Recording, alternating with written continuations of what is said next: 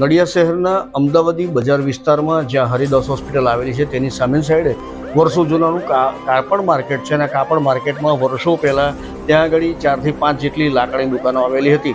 આજે બપોરના સમયે ગરમીને કારણે ઇલેક્ટ્રિસિટીનો વાયર સળગતા એ શોર્ટ સર્કિટને કારણે આ દુકાનોમાં આગ લાગી હતી. તેની સાથે સાથે તેની આજુબાજુમાં ઊભેલી ગાડી અને બાઇકને પણ એની અસર થઈ હતી.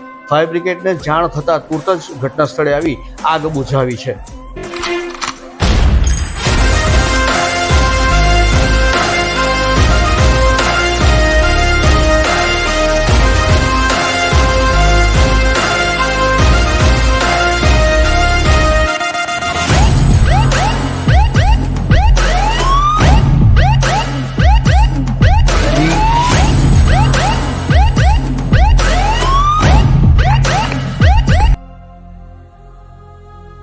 નડિયાદ શહેરમાં આવેલ અમદાવાદી બજાર વિસ્તારમાં હરિદાસ હોસ્પિટલ સામે દુકાનો આવેલ ઘણી જૂની દુકાનો હતી લાકડાની.